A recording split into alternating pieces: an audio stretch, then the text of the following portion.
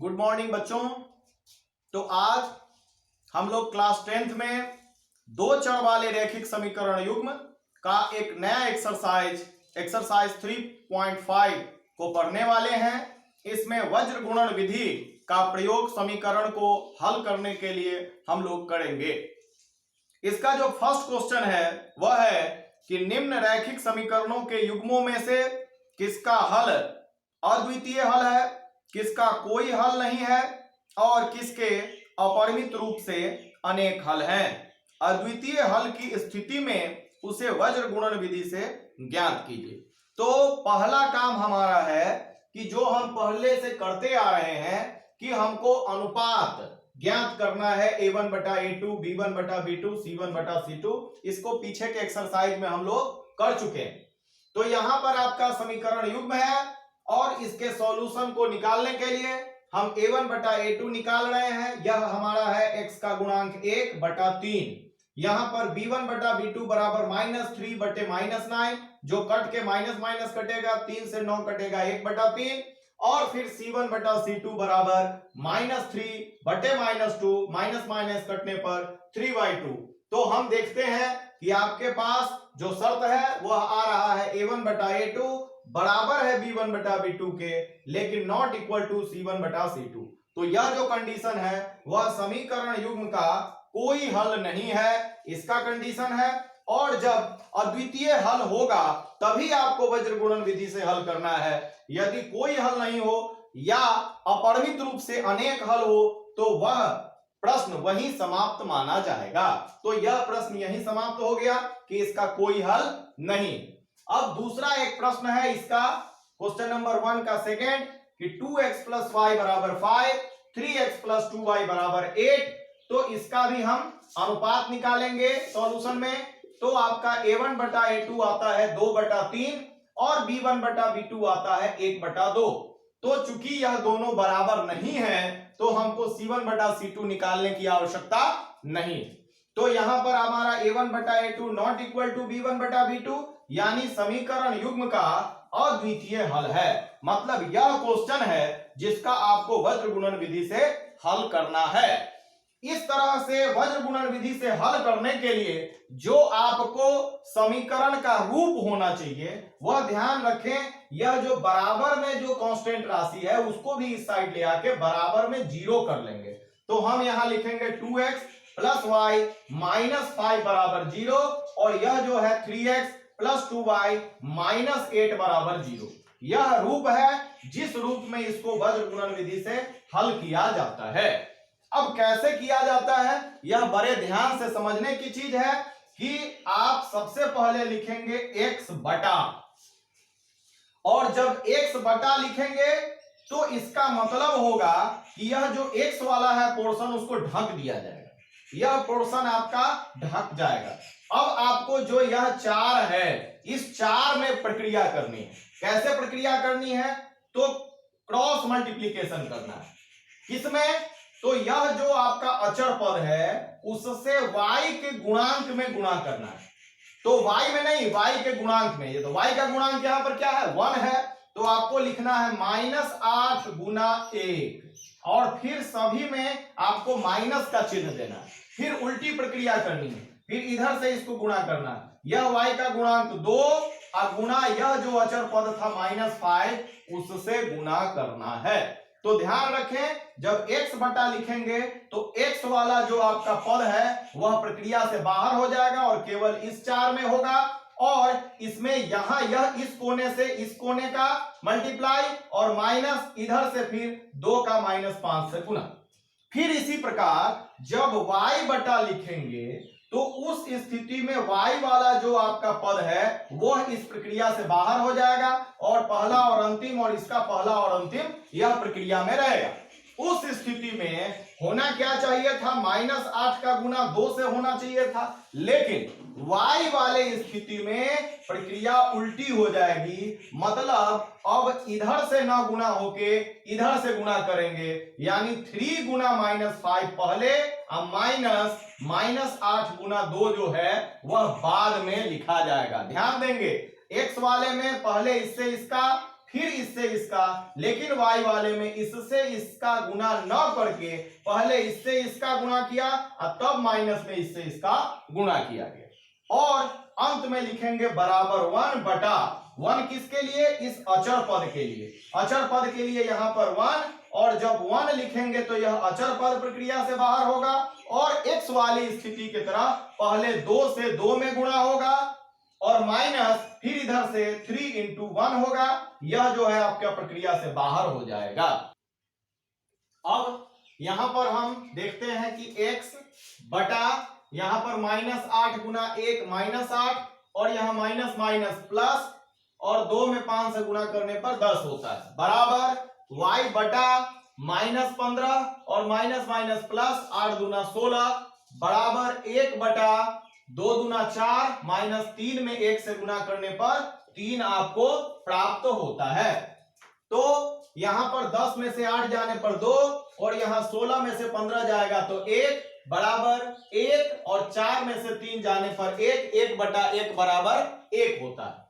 तो हम जब हल करेंगे तो इसको इसके साथ इक्वेट करेंगे, यानी x/2 बराबर 1, और दूसरी बार में फिर y/1 को 1 के साथ बराबर करेंगे, तो इससे x बराबर 2 गुना 1 बराबर 2 प्राप्त होगा, और y बराबर 1 इंटू 1 इक्वल टू 1 प्राप्त होगा। यानी समीकरण युग्म का हल x बराबर 2 y बराबर 1 होगा। यही वज्र गुणन विधि से इसी प्रकार हम समीकरण को हल करते हैं। यह क्वेश्चन नंबर 3 है कि 3x माइनस 5y बराबर 20 और 6x माइनस 10y बराबर 40। इसमें a1 बटा a2 बराबर 3 बटा 6 कट के 1 बटा 2 आता है। फिर b1 बटा b2 बराबर -5 बटे -10 कट के फिर यह 1 बटा 2 आता है, और c1 बटा c2 भी 20 बटा 40 कट के 1 बटे 2 आता है। अर्थात इसका जो तीनों का अनुपात है वह बराबर है, और तीनों का अनुपात बराबर होने पर समीकरण युग्म के अपरिमित रूप से अनेक हल होते हैं, और इस स्थिति में भी वज्र गुणन विधि लागू नहीं होगा। इसका फोर्थ है कि x माइनस 3y माइनस 7 बराबर 0, 3x माइनस 3y माइनस 15 बराबर 0। तो इसका सॉल्यूशन जो है, सबसे पहले अनुपात ज्ञात करेंगे। a1 बटा a2 बराबर 1/3, b1 बटा b2 इक्वल टू -3 बटा -3 इक्वल टू 1। तो इस प्रकार आपका a1 बटा a2 not equal to b1 बटा b2 होता है। तो इस स्थिति में समीकरण युग्म का अद्वितीय हल होगा, और अद्वितीय हल होने की स्थिति में आप इसका वज्र गुणन विधि से हल निकाल सकते हैं। तो हम लिखेंगे समीकरण 1 एवं समीकरण 2 को वज्र गुणन विधि से हल करने पर, और आपको जैसे इससे पहले सवाल में बताया गया आप उसी तरह करेंगे। x बटा x वाले को छोड़ेंगे, इसको इससे मल्टीप्लाई करेंगे, -15 गुना -3, और फिर इधर से -3 गुना -7 बराबर y बटा y वाले को छोड़ देंगे, और इधर से अब इस बार गुना करना है 3 इंटू -7 माइनस -15 गुना 1 बराबर 1, यानी अचर पद के लिए 1 बटा फिर पहले की तरह -3 इंटू 1 -3 इंटू -3, और फिर इसको सिंप्लीफाई करना है। x बटा यह माइनस माइनस मिलके 45, 15 तिया माइनस माइनस प्लस, फिर यहां पर माइनस माइनस प्लस 21 होगा, और इसके लिए यह -21 y बटा -21 माइनस माइनस प्लस 15 1 बटा -3 और माइनस माइनस प्लस 3 तिया 9, और यह हो गया आपका 45 में से 21 घटेगा तो 24, और यहां पर -21 प्लस 15 बराबर -6, और यहां पर 1 बटा 9 में से 3 गया 6। तो आपको x का वैल्यू होगा, इसको और इसको आप एक साथ लेंगे तो x बराबर यहां पर आएगा 24 गुना 1 यानी 24 बटा 6, और y बराबर होगा यह -6, यहां पर 1 के साथ मल्टीप्लाई होगा तो -6 बटा 6, यानी x बराबर 6 से कटेगा 24 4 बार, और y बराबर 6 से 6 कटेगा -1। इस प्रकार यह समीकरण का हल प्राप्त हुआ। अब इसका जो दूसरा प्रश्न है उसका फर्स्ट है कि a और b के किन मानों के लिए निम्न रैखिक समीकरणों के युग्म के अपरिमित रूप से अनेक हल होंगे, और इसमें 2 समीकरण आपको दिया गया है। तो आपको पता है कि अपरिमित रूप से अनेक हल होने की कंडीशन है कि a1 बटा a2 बराबर b1 बटा b2 बराबर c1 बटा c2। यदि तीनों अनुपात बराबर हो तभी अपरिमित रूप से अनेक हल होते हैं। तो इस कंडीशन पर जो मान है, अनुपात है x का, y का और अचर पद का, उसको हम बैठाएंगे।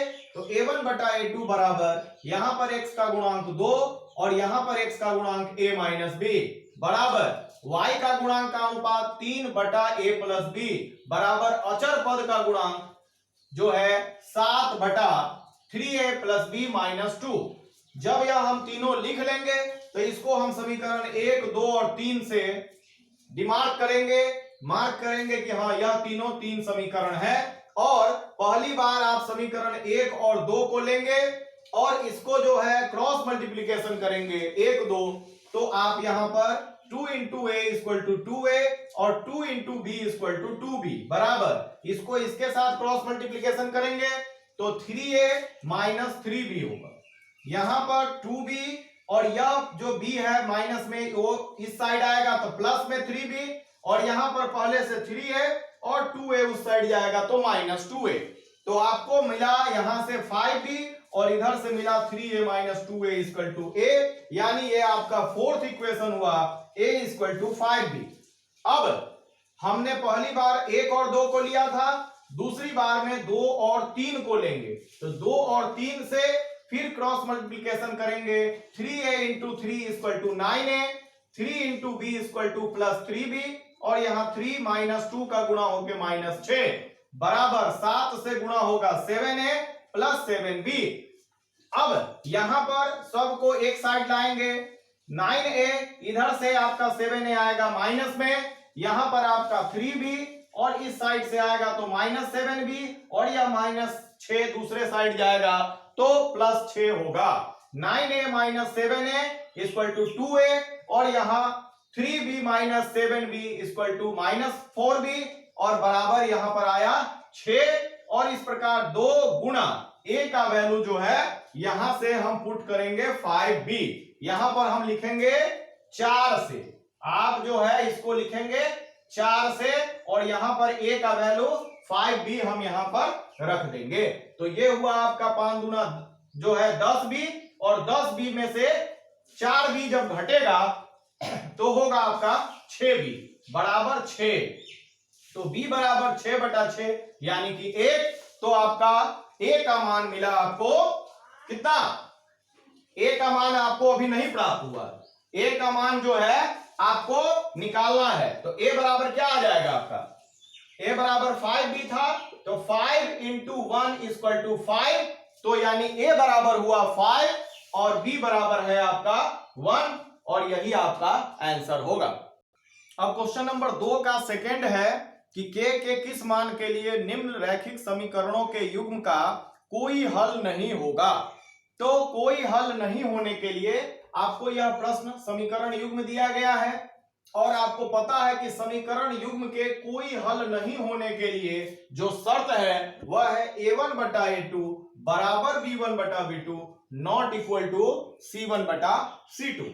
तो इस स्थिति में आपको यहां पर 3 बटा 2k माइनस 1 बराबर 1 बटा k minus 1 and not equal to 1 बटा 2k प्लस 1 होगा और आप इसको 1, 2 और 3 से आप संकेत देंगे कि यह आपका 1 है, 2 है, 3 है और आप समीकरण 1 और 2 से जब हल करेंगे क्रॉस मल्टीप्लीकेशन तो 3k माइनस 3 बराबर इधर से मल्टीप्लाई होगा, 1 से मल्टीप्लाई होने पर उतना ही रह जाएगा 2k माइनस 1 और यहां से 2k इधर आएगा माइनस में तो 3k माइनस 2k और ये माइनस 3 उधर जाके प्लस 3 माइनस 1 तो 3k minus 2k equal to k बराबर 3 में से 1 गया 2 तो k का मान आपको 2 प्राप्त होता है 1 और 2 से। लेकिन हम इसको भी वेरीफाई करेंगे कि इस प्रतिबंध को पूरा करता है कि नहीं। तो आपका 2 और 3 प्रतिबंध है कि 1 बटा k minus 1 not equal to 1 बटा 2k प्लस 1। तो k का वैल्यू जब इसमें हम रखेंगे तो यहां पर 2 रखा गया तो 1/2 - 1 इक्वल टू 2 में से 1 गया तो 1, 1/1 1 आएगा, और यहां पर हम k का वैल्यू 2 रखेंगे तो 2 दूना 4 और 1 5, तो ये आपका 1/5 आता है, जो एक दूसरे के बराबर नहीं है। तो यह प्रतिबंध भी आपका पूरा हुआ। इस प्रकार k बराबर 2 आपका आंसर है। तो बच्चों आज यहीं विराम देते हैं, अगले दिन इसका अगला प्रश्न करेंगे। धन्यवाद।